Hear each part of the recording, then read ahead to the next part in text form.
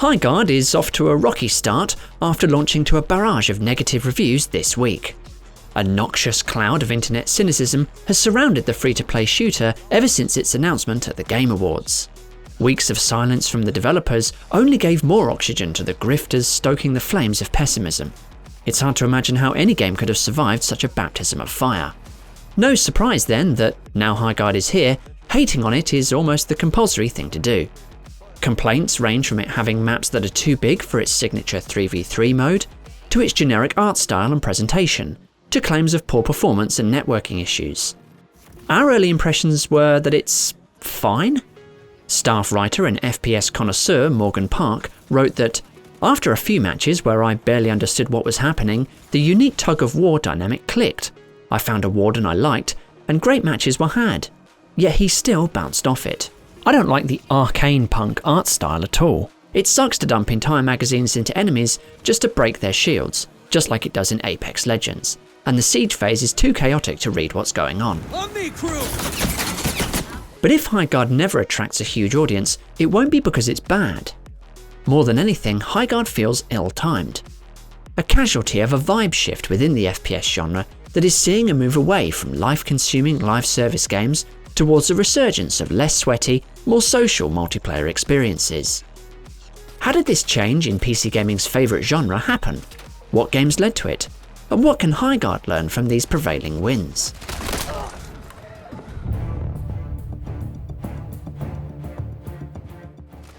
No single event encompasses the changing attitudes of FPS fans more than the triumphant release of Battlefield 6, a game about large-scale chaos featuring 0 ranked modes. The series that hasn't been truly relevant for nearly a decade came out swinging with guns, maps, and modes that appealed to the skillful yet unserious fun that the FPS genre once produced like every other week. Flashback to 2018, the year Battlefield 5 released to indifference amidst the Battle Royale boom and the continued dominance of hero shooters, and it's wild to watch sentiment swing back the other direction. Battlefield Studios deserves plenty of credit for BF6's enhancements on the series, but perhaps the appetite for Battlefield comes down to people burning out on the competitive games they've been playing for years and glomming onto something more casual and immediately rewarding. That, and a bunch of Call of Duty fans jumped on board, culminating in the best-selling FPS of the year.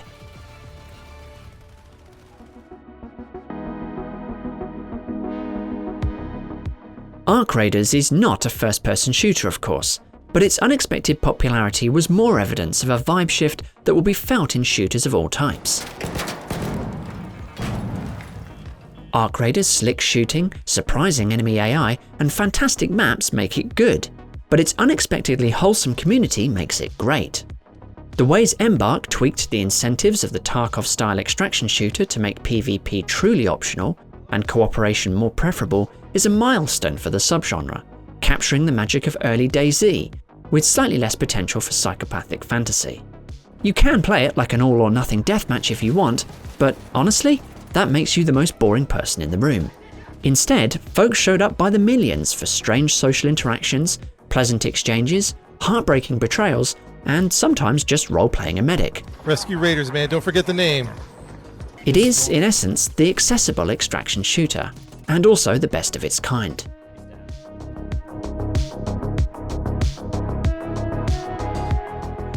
People finally got sick of terrible, overpriced cosmetics making every game super ugly. The boiling point happened last summer, when a 1-2 punch of Beavis and Butthead and American Dad partnerships flooded Call of Duty with cel-shaded slop that underlined how detached the series had become from its military shooter identity. The backlash was loud, and EA jumped on the opportunity to announce that Battlefield 6 was committed to grounded skins, though the shaky boundaries of that promise has since caused its own smaller kerfuffle. Battlefield 6 gained goodwill, and Activision saw where the wind was blowing. Weeks later, it announced Black Ops 7 wouldn't carry forward skins from past games and only feature cosmetics that fit the world of Black Ops, only to immediately renege and add Fallout skins earlier this month. It was another sign that, at least in this corner of the hobby, people are recognizing how the profit-hungry habits of the live service model can compromise a game's core qualities, like how it looks, a proper vibe shift.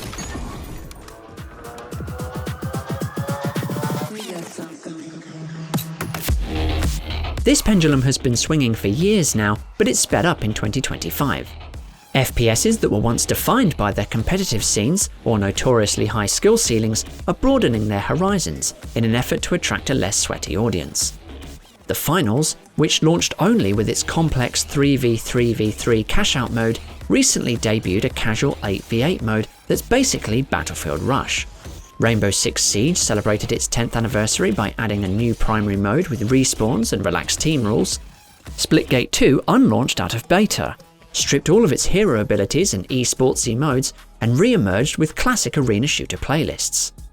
And Overwatch 2 debuted Stadium, a new main mode that injects chaotic, overpowered hero upgrades and entirely new abilities into its old format.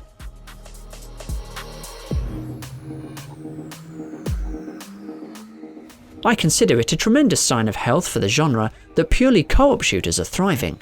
Folks are still playing Helldivers 2 every day.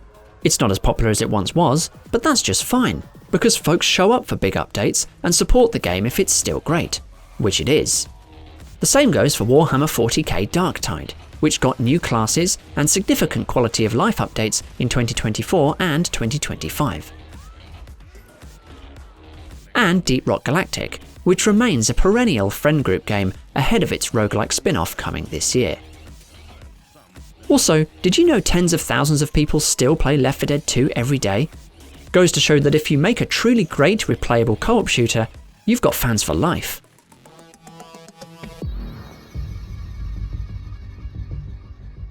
What do Battlefield 6, Arc Raiders, Helldivers 2 and Black Ops 7 have in common? None of them are free to play. 2025 was further proof that people will pay for great multiplayer shooters if they believe they're getting a complete product. It sounds obvious, but it's a standard that eroded at the height of free-to-play. We got used to games that debut with minimal content, but maximum microtransactions. 2025 gave us a bit of the opposite. Shooters that feel good and complete and valuable from day one.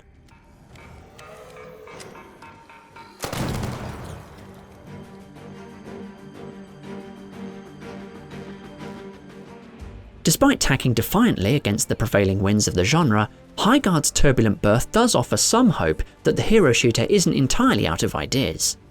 Sift through the vitriol of the Steam reviews and you'll find a small core of players that resonated with Highguard's unusual take on the genre. Should it survive long enough and continue to be supported by developers Wildlight Entertainment, more likely as it's a self-published game, and it may find its crowd.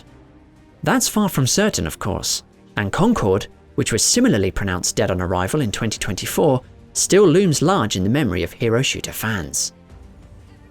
For our full review on Highguard, head over to PCGamer.com, and don't forget to subscribe to us here for more on the latest games.